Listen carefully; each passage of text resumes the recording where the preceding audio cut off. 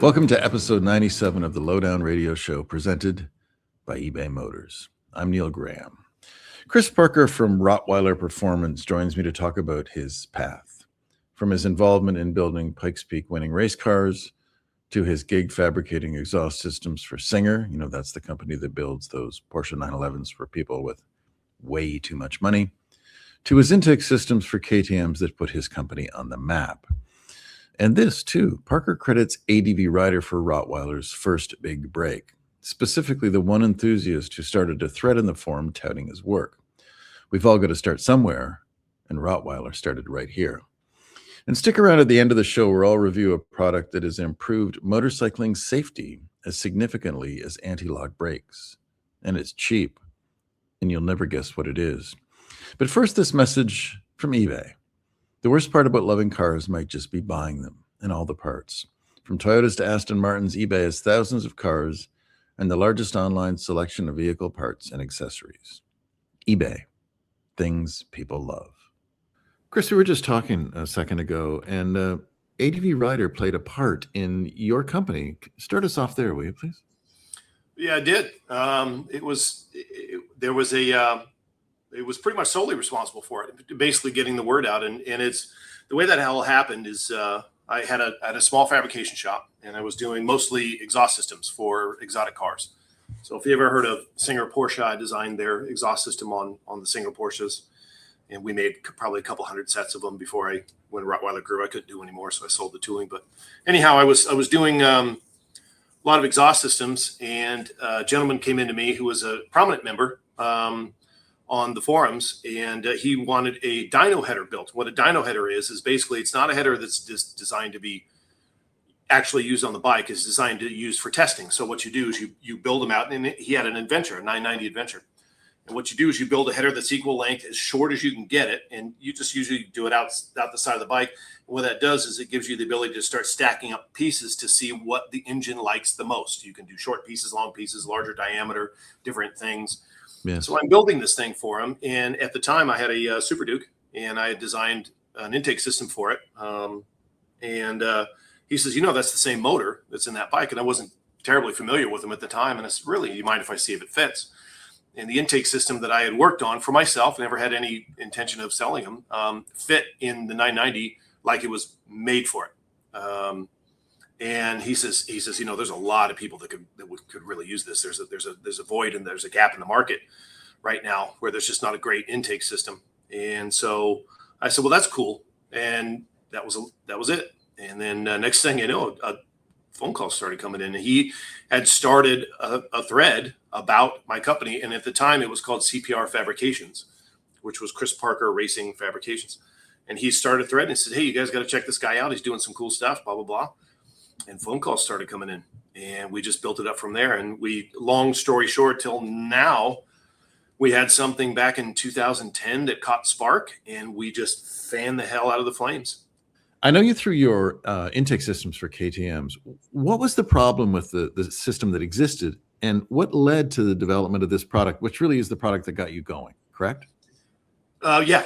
The intake systems that was the original product. And we followed it with some other products after that because I wanted to prove that I wasn't a one-trick pony. We had some success with that, and we kind of ran with it. But the stock systems were largely cumbersome to get to.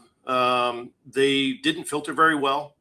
They would let dust in. The sealing was tricky, and they also restrict a lot of horsepower. Really, what it was with our intake system is the first time I really realized I had something is I had taken it to a dyno, and I at the time paid a tuner to tune it.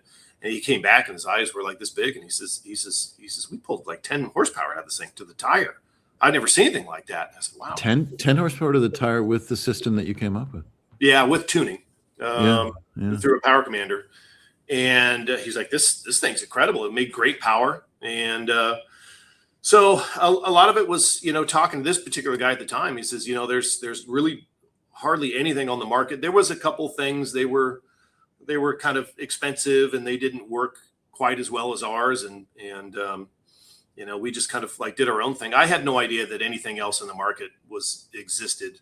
I think there was one small guy in a garage that was building something that people were using. And at the time I was accused of of copying the guy, but I really honestly didn't know he existed. Just the products looked somewhat similar. There's only so many different ways you can do an open intake anyway. Right. But the secret with ours is that it was foam, which is much better for dirt than a K&N filter or a paper filter. And it was oilable, and then we had the foam caps or the foam covers. But ours also breathed through the top too, where anything else on the market just didn't. It breathed through the side, which forced air to change directions. And anytime you force air molecules to change directions, they lose velocity and you lose power. So that was kind of I think some of the secret with ours. But we branded it as a product that made power, but it was also a product that actually kind of just worked better than stock as well. So that was a nice byproduct that I certainly wouldn't complain about. And then once that kind of caught fire, I said, well, I want to, we need to chase this up. So I want to prove that we're not a one-trick pony, and that's it. So I designed a little thing where you can actually, we called it the snap out.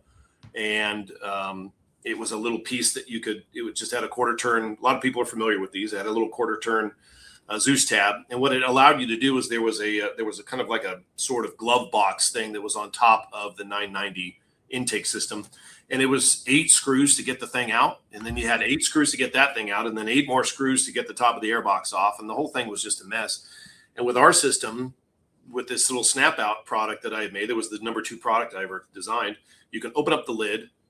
If there's any contents, you just remove them. And it's a quarter turn with either a coin or a Zeus or a screwdriver. Yeah. And the whole thing would just pop right off. And you'd have the airbox, the intake in your hands with no tools except for a coin or a screwdriver. And I remember I made this, one of the earliest videos I made. It was just some little video where I had shown how fast you could actually service the filter and put it back in. I did it under a minute.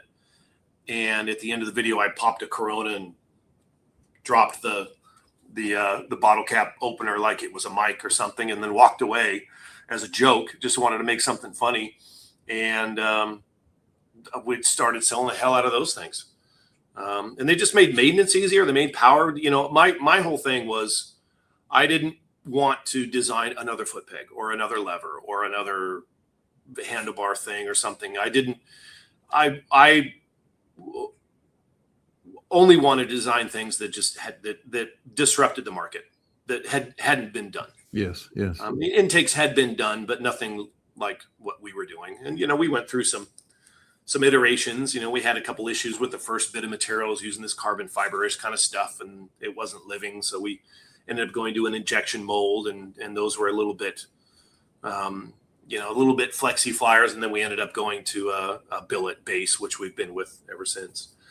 But then after that, I designed a thing called the dog house, which was a toolbox that fit right behind it, because our intake ended up opening up a large space. And so I ended up designing this toolbox that fit right behind it, and the seat was the lid. So when you put the seat on, that was the contents. And we called that one the dog house. And because at the time I was trying to keep dog themed titles to things, and I ran out very quickly. I couldn't keep that up. I kept trying to figure out like dog named things, and I'm like, I guess you could have worked your way through all the breeds, I suppose, if you were hell bent on it. Yeah. But it was those 3 items that we did, and they were extremely popular. And I remember making these things, and at first it was like, oh, cool, this is lunch money, And I had a website that showcased a lot of the exhaust systems and intake systems that I had made, and I would put them up there. And it was a very archaic old website, and I just used it to put pictures up there. So if I had customers come in, I could go look on the website, and you could see, an entire resume of everything I've done, all these different cars and exotic cars and Ferraris and drag cars and all kinds of different things.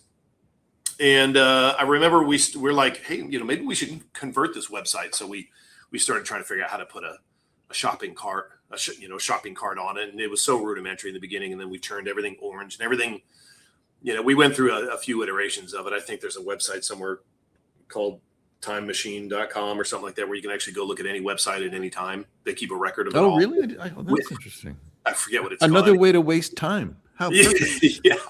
And I've looked at it a couple times just to kind of reminisce on our beginnings and how we did it. And in the beginning, it was lunch money. It was, oh, this is cool, and every once in a while, every couple of days, an order would come in, and okay, let's make a little shopping cart, and we had to figure that whole thing out. I didn't know anything about websites, and so we put a shopping cart on it and started selling stuff. And then we started bringing in some inventory. And then I remember at one point, we started, the question started coming in, okay, I got an intake. Well, how do I tune this thing? So I did a bunch of research and researched dynojet power commanders and how they worked. And so we at the time, I didn't have a dyno.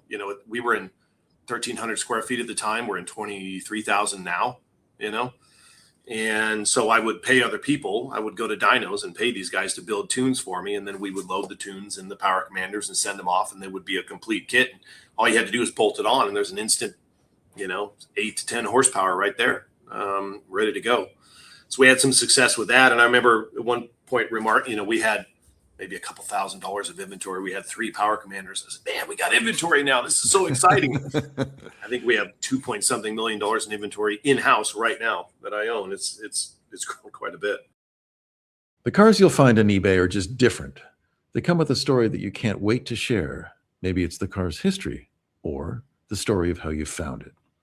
Like this 1973 Dodge Charger on eBay that had been tucked away in an Arizona barn for over 40 years.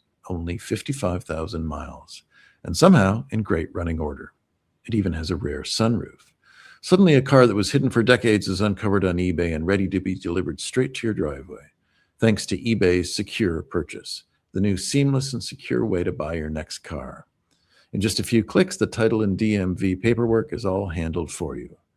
There are thousands of cars like this on eBay, from rare finds like the Pontiac Grand Prix SJ to unique builds to your next daily driver, and now a seamless way to buy them. eBay, things people love. Let me just run this by you because I want to know if you think this is true, but sometimes I think that the people who make things, the designers at the companies who make these motorcycles, have never actually taken them apart or thought it through or worked on them. My wife has had an RC390, and to change the oil was this incredibly tedious process with these little plastic pins, and they would always break. And so I'd, buy 3 dozen of them at a time. It's like, I wonder if these designers ever change the oil when they make stuff, because you talk about, accessing something you get it down to a Zeus fastener, where originally it's 8 or 10, fasteners to do something much simpler can do. I mean, do you generally find that's the case with stuff that you have to work on? Yeah. And I'm thankful for it, It's people complain to me all the time. They're like, I don't know who designs these airbox for KTM, but man, they should fire them. I'm like, no, I want to find out where they live, and I want to send them flowers or maybe buy them a house. So are you planting guys in KTM to make those complicated airboxes? Is that what's going on here? Yeah. As far as design goes, the way, I've been involved in automotive before all this. In the late 90s, I was heavily involved in automotive on a factory scale. I built I was part of a design and build team for the world's record holding Pikes-Peak car that Rod Millen raced at Pikes-Peak. We had the world's record in that. I built 2 cars there of the Pikes-Peak cars and a number of other vehicles and some military vehicles and some other things. So I've been on the end of manufacturers designing and building things. And the truth of the matter is they don't really, except for maybe KTM, and KTM is closer to this than other brands. Sometimes, you've got engineers that they've got a motor, and then they use we all know that KTM uses the same motor in a number of different platforms. They might change the cam profile a little bit. They might change the flywheel weight and make it a street bike or an off-road thing. They might take the throttle bodies, make it a little bit smaller, for more low-end power for off-road, longer throttle, intake velocity stacks, things like that. Yeah. So they have a base motor, and they're able to change the peripherals to get what they want out of it. Well, now they have this motor. Well, the drain plug on that motor is in the same place as is going to be on any model they put it in. So a lot of times that motor ends up in something else, and you've got a design team that's designing the chassis, and they want the chassis to flex a certain way, which means the tubes have to be in a certain spot. And sometimes they either knowingly or unknowingly make compromises that make things a little funny to work on. And you look at some of the cars, there's some BMWs where, in order to change the cabin filter, you almost have to remove the engine. It's ridiculous. Yeah. The car is a whole other level of complexity, isn't it? Yeah. So it can get pretty obscene. Motorcycles, I think the reason I was initially drawn to KTM originally. I was sort of a Honda guy, and I don't bleed any particular color. I think if you're on two wheels, it's incredible. I don't dog one thing or another. I think every brand has its pluses and minuses, and if you're on a motorcycle, good on you. Yeah. We chose KTM. I raced Hondas, and I raced the Score Series for about 10 years, and before that, I was a crew chief on a very successful off-road team. And we won the Baja 2000, Nevada 2000, and a couple Baja 1000s, some 500s. Had some good success, and I developed my love for off-road racing through that. And then when I left that team and started my own business, I wanted to continue racing, and what I could afford was motorcycles. So I raced a Honda for about 10 years on and off in the Score Series, and learned a lot there, and got used to them, but was regularly frustrated with certain things here and there. But when I got my first KTM, like anything else, my favorite part is the discovery phase, where you get something new and you start pulling it apart and you start imagining what the engineers were thinking when they were designing things. To me, it's fascinating. My favorite thing is to buy a brand new bike and literally take it down to the frame, almost like right out of the gate, especially when they're clean. They're not dirty. They haven't been used, and everything is just beautiful. And that discovery phase is kind of interesting because you can almost get in the mind of some of these engineers, and it's almost, to me, it's almost like a fingerprint, where you can see through the years where it was almost KTM. It was almost like at one point they fired all of their engineers, or 90% of them, and hired new ones, because you just see these design changes that almost happen very rapidly sometimes, because it's the creativity is what comes out of the designer's minds, whether it's a mechanical engineer or aesthetics. Were they changes for the better or the worse, or just for the better? For the better. But originally, to kind of get back to what I was originally saying is originally what drew me and attracted me to KTM is when I started crawling. It was a 2008 Super Duke that I had. When I started crawling all over it, I noticed things where the way the gas tank was mounted, there was kind of hinges at the back, and there was a little gas strut, and the gas tank would go up, and there was a gas strut that would hold it up.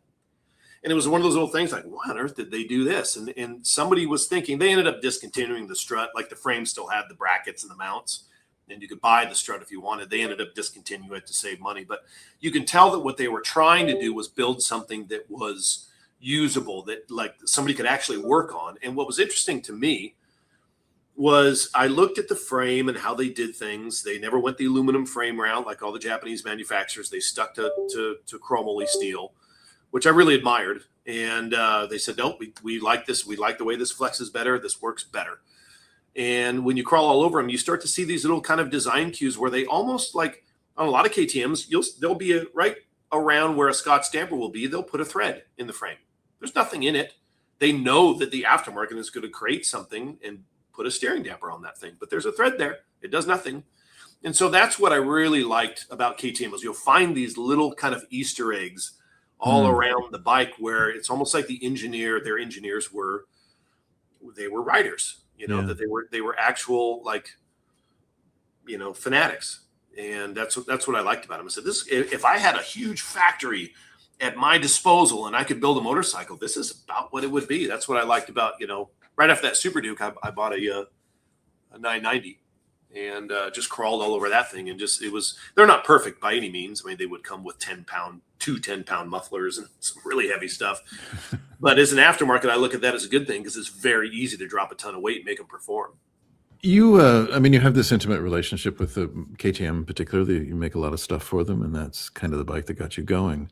What do you make of KTM's current woes? From an intimate standpoint of working on them, obviously the whole camshaft issue, which KTM seemed to deny.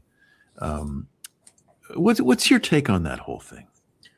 Well, I think this hurt us a lot.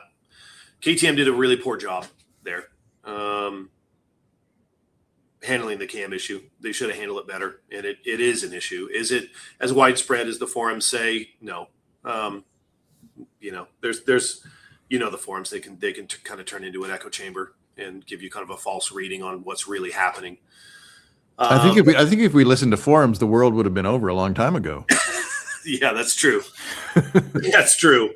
So it's not the greatest place to look, but that seems to be. I mean, I actually got bored once, and there was some some issue that was being talked about, and it looked like 50 people had a problem, and I actually sat down and counted the amount of people that were talking that claimed that were on this thread and made it go 40 pages deep or whatever it was, and it was a total of like, I think it was 8 or 11 people in total. Right. It looked like hundreds.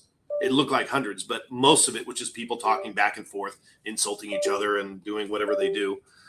And at the end, there was actually only 2 people that had a problem. One of them wasn't legitimate, and the other one was dicey. But it looked like 100 people. So, unfortunately, KTM, I think, had to deal with some of that.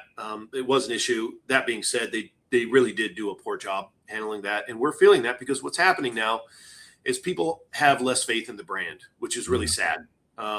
Because when somebody is teetering between a T7 and an 890, if they choose the 890, they're liable to spend a few $1,000s with us, and they'll be a customer of ours. If they lean towards a T7, they won't be. So with KTM, I think as far as KTM as a brand, I hope they'll be fine. I know, they were purchased by an Indian company, and I know there's some concerns there and things made in China. The most amazing thing I have ever held in my hands in my life is a cell phone with what they'll do, and they're all made in China. So we know that things can be made in China very, very well. And by all intents and purposes, I've heard their factory in China is an absolute hospital and smokes anything you could ever see in Austria. But there's something about buying an Austrian brand that was built in Austria that has that kind of aura about it, and that's what people want. And buying something that's an Austrian brand, but it might be made somewhere else, I'm not sure that was the greatest move. People want to own, something exotic, and Austrian is exotic and Chinese is not. So I'm not sure how, they may lose their core.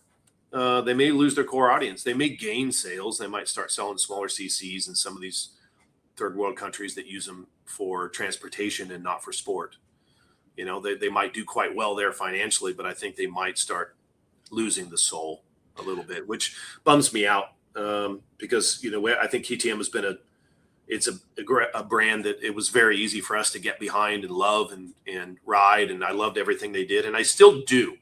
I still think the bikes are great, but people don't buy bikes for just what it is physically. People buy bikes from emotion.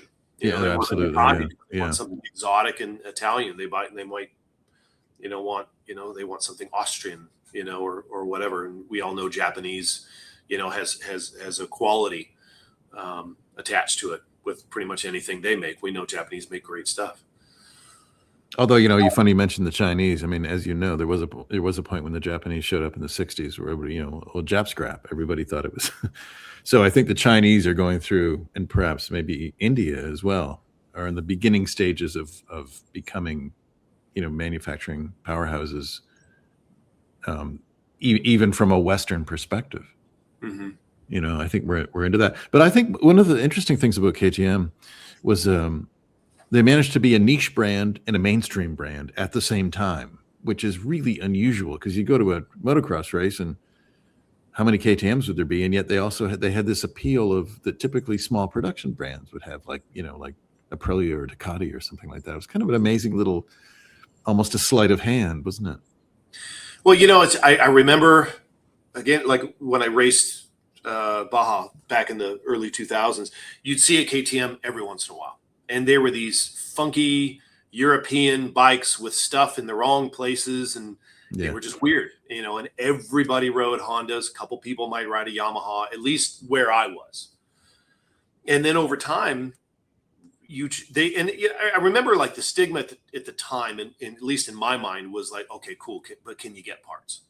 And it was like, if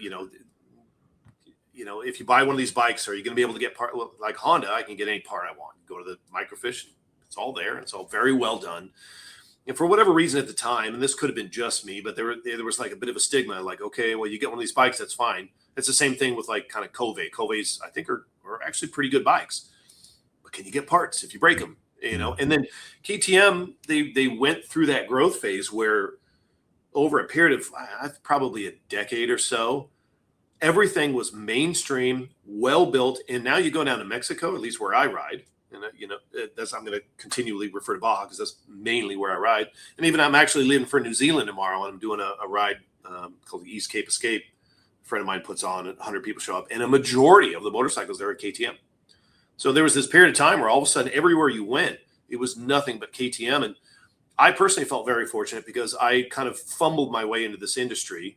Both adventure bikes were very popular, and then KTM was very popular, and that I was working on bikes that were both of those things. And I didn't really realize it, but they were very popular at the time in the mid 2000s. It was the growth phase was huge, and I just happened to kind of catch that wave.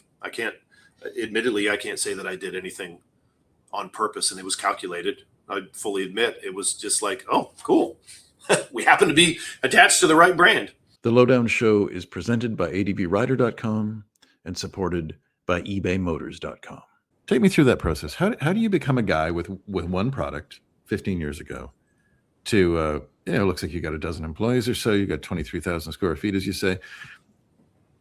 And it's difficult to build a business. I know that there's a friend of mine who's a fabricator, and he's going through the process of adding that second employee. Yeah. And the sort of anxiety that comes, can I make an extra, I've got to cover his 50 grand or whatever. I mean, how do you get to this size? Have you had difficult moments? Has it been a smooth transition? Can you give us a sense of that? No, it's not smooth at all. I don't think for anybody. And yeah, I mean, we had to, I say a lot, I'm just a guy that made a thing. And next thing you know, in terms of employees, all of a sudden I have to be a board certified psychologist, and I have to be a HR manager, and I have to be careful what I'm saying. And unfortunately, we're in an industry where that's not so much the case. Do you have, just to jump in, do you have children? No. Okay. No, by design. I have employees. That's what I was going to say, because I have a daughter and I've had employees, and it's like, it's pretty much the same. Everything is parenting, my friend. Yeah. I have one employee. A great guy. We love him. We love him very much. And he does a great job for us, but every once in a while he needs something. And now I make him call me daddy every time he wants something. And he'll want to leave, hey, can I borrow this? Can I borrow that? And it's become kind of a running joke. And so now it wasn't me, actually. It was some of the other employees who were like, you have to call him daddy. So anytime he needs something from me, he has to preface it with daddy. It's like, yes, son, what do you need? Can I borrow a stabilizer for this race, this GP race I'm doing? No problem. But we have some fun with it. But so it's, in short, it's been as difficult for you as it has for anyone else. Yeah. It's in the beginning, like I said, I often say, we had a thing that caught fire and we just fanned the hell out of the flames. And I remember watching this thing grow, and I'm like, I remember talking to my wife. I'm like, we've got something here. We have a solid future. And I was making really good money from Singer Porsche. I had mentioned before, I designed their exhaust system, and I mean, the owner came in with an open checkbook, and at the time, Singer Porsche, they had tremendous success, and they had literally just absolutely taken over a number of different shops. So there was a number of vendors on all different levels. I was on probably one of the higher echelon levels with them. I did the complete exhaust from tip to tail, designed it and built them, and they were quite expensive. And well, it's a Singer after all. You couldn't have something that wasn't outrageously expensive. No, I mean, you got a late 80s or early 90s 911, and you got $700,000 or $800,000 burning a hole in your pocket. You hand it to them, wait a year, and you get something back that's phenomenal. Yeah, and all had our exhausts on it. But they would literally consume different shops. So there might be leather people, there might be people who did, like, they stitched the leather pads on the roll cages, and probably their top echelon vendor would be like Aria, which is like a design. They did all the carbon fiber bodies and all that stuff. But anyway, at the time, there was a number of people that they used were completely consumed by them. And it made them nervous because at the time I was a fabrication shop, and I had a number of regular customers as well as new ones. And I never advertised. And I just had a name in the industry for building, fabricating nice things, machining or fabricating. And I remember right around when Rottweiler started, Singer Porsche was really ramping up and gave us a lot of work. And so literally for like 6 months out of the year, it was nothing but Singer. And then I would, when they were done and when we would deliver our PO, I would just switch over to Rottweiler. And then I remember over time, Singer just eclipsed anything Rottweiler was bringing in terms of income for quite some time. And I remember the day where I was like, Rottweiler has eclipsed Singer at this point. Like I remember, I mentioned before, it's like, oh, this is cool. It's lunch money. Yeah. Then it was lunch and rent. And then it was lunch, rent, and mortgage. And then it was lunch, rent, mortgage, and employees. And it just grew and grew and grew. And so some of it was, I think all these people that write these self-help books and success books, books are written in hindsight, and they're also trying to sell something too. And yes. There's always a tangible amount of luck involved in anything. And for me, there was a lot of luck involved, but there was also a lot of hard work, late nights, blood, sweat, and tears, that whole typical thing. We didn't know how to design websites. We didn't know how to have a shopping cart. We didn't know how to, pay taxes for an employee, all those things. That was a whole new thing for us. I mean, we've got that all now. We have a payroll system and we've got benefits for our employees, which a lot of motorsports don't have. And we try to take care of our employees. And, but in the beginning it was, you're just constantly learning and making mistakes. And, so it's not an easy road, but it's like our story is a very typical, I guess you could say, like kind of American success story, where we had something that caught fire and we chased after it. And we're very proud of what we built. And, I consider myself very lucky. There's no way I'm not sure I could repeat it, quite frankly. If I were to somehow try to do it all over again, there was just the planets kind of aligned. Some of those planets were my hard work, and some of those planets were KTM. Some of those planets were, the one particular customer that walked in and started a thread on ADVrider about what I was doing. That was really it. And that particular gentleman, wonderful guy, he actually came in a couple of years ago, and he came to my new shop, and he's like, whoa, because my old shop was 1,300 square feet. This new one's 23,000, 3 buildings. And he came in, and I looked at him, and really neat guy. And I go, you realize, he's like, man, this is so impressive. I go, you realize that you did this? He's like, he kind of looked at me and he's like, what? I said, it was you. You were the one you stuck it on the forum. I don't think it would have happened in a different way, but you're the one who started the thread that started this thing. And he got a little emotional. He was emotional about it. And he was probably buying, I don't know, $1,000 worth of stuff or whatever it was. It was an intake system or whatever else. And I just pushed it across the counter and I said, enjoy. And he pulls out his wallet. I'm like, nope. I go, thank you. And he literally, I think he got emotional. He got a little kind of a tear in his eye, and he was like, really? And I said, yeah. I go, I owe you a lot more than this. Let's jump back a little bit and talk about you as a motorcyclist, for one. I mean, you talked about, you obviously have fabrication. How did you get your fabrication skills? Where did that come from? The exhaust systems and so on. When I was a kid, I actually I still have a number of tools like tubing benders and things like that that I purchased when I was a box boy at Lucky's supermarket. And I get my tax returns, which might be like $700, which was a lot of money to me at the time. And I'd buy drill presses from Craftsman, which I still actually have that one. It still works great. But tubing benders, and I was fascinated with fabrication when I was a kid. My parents didn't. I was wild. I was all over the place. My parents really didn't know what I was going to do or where my aptitudes lay. But I took a liking to welding, and I remember one time my mom asked me what I wanted for Christmas, and I think it was 15 years old, and I go, I'd really like a MIG welder. She's like, but you've never welded before, and I go, I'll figure it out. So I was kind of self-taught with that, but I actually got fired from the job at the grocery store, which is the best thing that ever happened to me. And I ended up through a stroke of luck getting a job, a guy around the corner. He was actually just down the street from where my shop is currently. His name was Phil Moore, and he had a little shop, 1,500 square foot shop called Phil Moore's Fabrication. And he made exercise equipment for quadriplegics. So he had a partner that had the idea, and there was another design guy, and he was the fabricator. and he needed help. And so he hired me and he taught me how to TIG weld. And I happen to be, some people, you either have it or you don't. If you in welding, you either are skilled or you're not. Yeah, I totally. I have a fabricator friend who does a lot of stuff for Moto America race teams, and he's that way. He can just, his welding is just exquisite. So I totally get where you're coming from. You can, or you, like a lot of things, like carrying a tune or something. You can or you can't. Yeah, it's exactly like that. You have steady hands, you have a steady eye, you understand what's going on.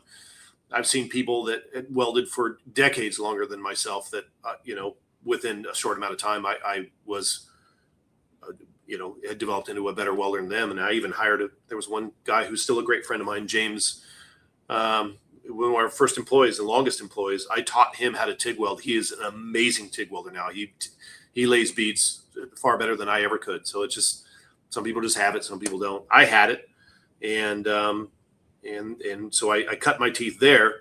And then the big leap for me was he kind of ran out of business. The partnership dissolved with the quadriplegic exercise equipment. It sounds funny, but some quadriplegics have limited motion. And so they could wheel a wheelchair into this kind of boxy thing. And there was, it was all very friendly. So they could, with their limited motion, change the weights and exercise and try to exercise their muscles. And they were pretty cool. Yeah.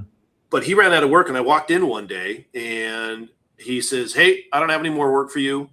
And I kind of, did one of these, and he says, "But I got you a job at a different place, a place called Rod Millen Motorsports." And I looked at him and I'm like, "Rod Millen, the Mickey Thompson driver?" And at the time I was a huge Mickey Thompson fan. My dad struggled to find things that we could enjoy together. Took me to baseball games, and I'm bored stiff and eating nachos and just not paying attention to anything. And then one day he took me to a Mickey Thompson. He was like, that was it. That was it. Right. And anyhow, Rod Millen was dominating the Mickey Thompson series, or had. And I remember he was my favorite guy because they'd always say, "Rod Millen from Newport Beach." And that's where I was from. So he was my guy. And I was a Toyota guy. I drive a Toyota today because of Rod Millen. Anyhow, he said, I got your job. I have a friend that works at this place called Robert Miller, or Rod. I go, "Rod Millen?" He goes, yeah, Rod Millen. Motorsport? Yeah. And I was terrified. Because this is high end. I mean, the guy, they had world's record at Pikes-Peak and other things. So anyway, he got me a job there, and none of them knew that I was a fabricator. I went there and all I was doing was driving parts. And one guy, they wanted the cheapest guy in the shop to weld something on a trailer, and they got me to do it. And I laid this stack of dimes with a MIG welder. And an employee comes out, and he looks at it, and he looks at me, and he goes, "You know what you're doing?" And I said, "Yeah, that's why I thought I was here, but I was, I wanted to kind of stay in my lane and, not really keep your head down." Yeah. And next thing you know, the manager, the shop, the foreman comes out, and he looks at somebody who told him. He's like, "You know what you're doing." Next thing you know, Rod Millen himself comes out, and he looks at him. "You know what you're doing." A week later, I was building A-arms for Jimmy Johnson's soda truck, the same Jimmy Johnson that raced NASCAR. He was sponsored by Herzog, and they raced off-road both in Score, and they also did, at the time, it was Soda, which is now a Core and the Lucas Oil series, whatever. And a week later, so I got thrown in the fire with this whole thing. They're like, "Go." And so next thing you know, I'm building A-arms for this guy. And I actually got to know Jimmy Johnson for a while. I had his cell phone number. We call each other every once in a while. It's kind of funny. This was 30-something years ago.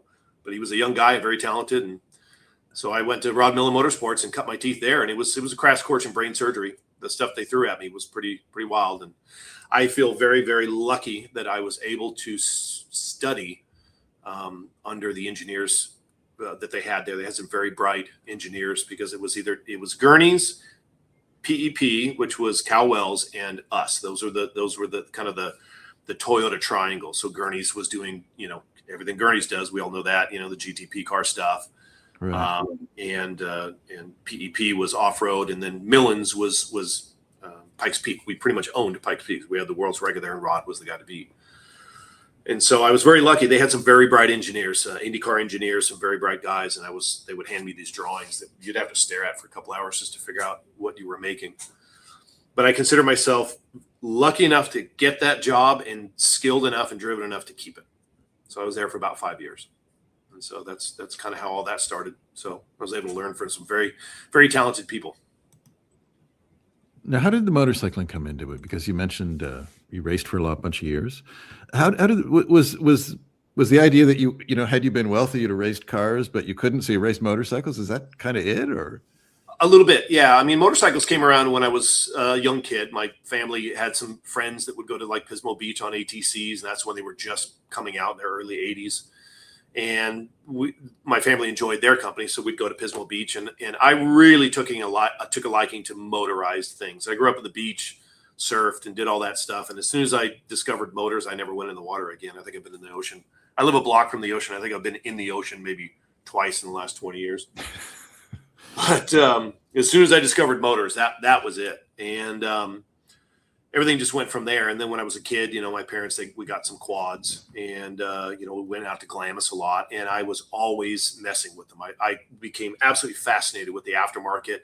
And I was just that kid that was devouring the magazines. I still have a stack of, I think, Dirt Wheels magazines. It's 8 feet tall. That's up in storage somewhere. I never had the heart to get rid of them.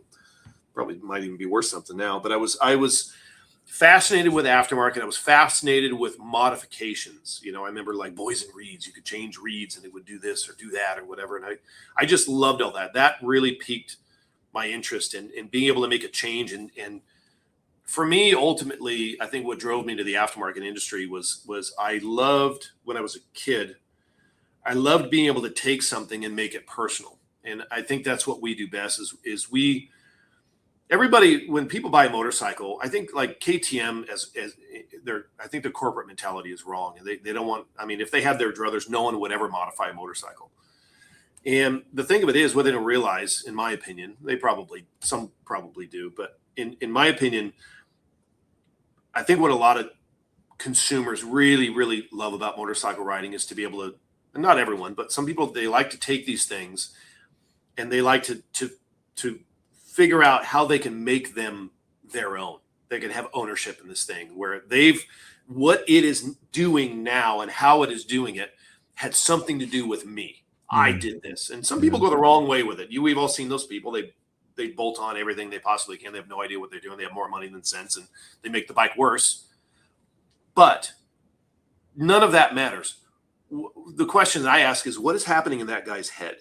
What kind of dopamine was stirred? And I remember I had this epiphany one day. This customer rolled up and he had this 1290 that was covered in orange aluminum bolts that he had bought from some Chinese website somewhere. And he had screwed all these bolts in and they were all orange. And I had this knee-jerk reaction to kind of jokingly make fun of him. And then I caught myself and I said, every screw that he stuck in that bike, there was a squirt of dopamine in his head somewhere. And I couldn't fault that. Couldn't fault it. Because we've all done it, and I had a ton of that growing up as a kid, just making a tweak or making an adjustment or something that ultimately and physically in reality, what was happening is it was a dopamine release. Sometimes just rerouting a throttle cable to a better trajectory to get where it needs to go can give you that, can it? Yeah, and I think for consumers, it imprints a certain modicum of ownership, where it's I did this, like I said before, the reason this bike is doing this thing is because of decisions that I made. I remember when I was a kid, I had hand-me-down Legos because I was the younger of two brothers. And so I had hand-me-down Legos, which is just a bucket of a bunch of Legos, but I would never make anything static. Anything I ever put together with these things did something. It would have a hinge on it, or it would have landing gear that came out, or that was always a thing that I gravitated towards. So when I design things, I wanted to have a purpose to it. I wanted to make the customer experience better and more pleasant, stir dopamine. I continually, Jimmy Lewis is a good friend of mine. His wife and my wife have become very good friends as well. And Jimmy and I always butt heads because he's that guy. You don't need that. You don't need that thing on your bike. Just leave it stock. You can't ride to the full potential of that thing anyway. And I'm paraphrasing a little bit, but I'm like, well, I understand that, but like, did the customer enjoy the journey of that? Because sometimes I ask myself the question, what do I like more, riding motorcycles or actually designing parts or messing with them? And to me, it's about 50-50. I really enjoy the process of trying to figure out how I can make a thing better. And then you go out and ride it, and you test it, and it works. And I've been very fortunate that a lot of stuff we've done works. It works really well. So that's I agree with you in that. I think I'm one of those 50-50 guys. And, and to the point of manufacturers who don't want people to mess with their things, I think of the Grateful Dead's approach to, may seem like a bizarre analogy, but, they encourage fans to tape. So you could go to one of their gigs and you were free to tape it. And the idea was that you'd become part of the crew. And of course we know what happened to Deadheads. So versus bands that would, have you ejected on your ear if you ever so much as pulled out your phone to tape something. So I totally get that notion. And I think, yeah, I mean, and when you think, say, compare cars to motorcycles, I mean, almost every motorcycle is modified to some degree. It might be very, very minor, it might be a set of grips. Whereas most cars are pretty much stock when you're talking about average motorists, aren't you? Yeah. To get back to your analogy of bands, I think in a very similar way, sometimes artists will not divulge the meaning behind their lyrics because they want the listener who enjoys the music to find their own journey, find their own message through that music. You find that a lot. I think it's a similar kind of thing. Some artists, they won't explain what a song is about. They're like, we want it to be about whatever you think it's about, whatever you like. Cause I think they feel if they told you, they'd ruin it. So I think there's a juxtaposition there. What about for the future of Rottweiler? You've said there's some challenges in terms of accessing computer systems on modern bikes. KTM is going through a bit of a stumble. We don't know where that's going to go. Where do you see your company in 10 years? Do you think that far down the road, or where do you go next? We do. We're actually working very hard on it right now. And the big plan right now is we are expanding into other brands. We want to do it very carefully because we've been a trusted manufacturer for KTM only motorcycles for quite some time, and we're not going to abandon any of that whatsoever. But the growth of that, we're very recognized in the adventure industry, and we do get a lot of calls from people with Yamaha T7s and Ducatis and some BMWs, and they said, "Do you make anything for our stuff?" And it's been in the ether for a long time, and I think roughly about a year ago, we were in one of our board meetings, and I said, "Guys, this is when KTM was going through some their kind of creative bankruptcy and some other things." And I said, "Guys, I think it's time we start having this discussion about branching out into other brands. We obviously don't want to get too diluted. I think we had a lot of success with KTM because we hard focused on them, and we had the consumer's trust with that. So we don't want, definitely, I can't be understated that we're not going to abandon that whatsoever. But we're looking into other adventure, but we want to stay core to the adventure industry. We don't want to get spread thin. We're also known for a lot of KTM street bike stuff, but it's not really, a lot of it is because a part that I've designed just happens to work on something else, or I can make a couple of tweaks to it. But the heart and soul of this company has always been adventure and adventure riding. And I'm an adventure guy. For me, I have a tough day to like doing just one day rides. I like, I ride less often, but for longer periods of time, like, I'll go to Mexico and disappear for 8 or 9 days or whatever, and just do a big 1,400-mile loop or whatever. But we're going to stay core to adventure. And I think we're going to start with the most popular adventure bikes outside of KTM with the most popular products. So I would think BMW would be kind of open to this. I think of that brand. Is that something? Absolutely. But I've been warned. BMW customers are a very different breed. They'll spend money. Kurt from Black Dog Cycles is a great friend of mine, and he makes skid pans for those bikes. And he's like, and I go to these rallies, I sell so many skid pans to those guys. He's like, they're very particular, but they'll they'll spend their money if what you make is nice. So I wouldn't enter that world unless we believed that what we were making was, equated to the quality that those riders expect.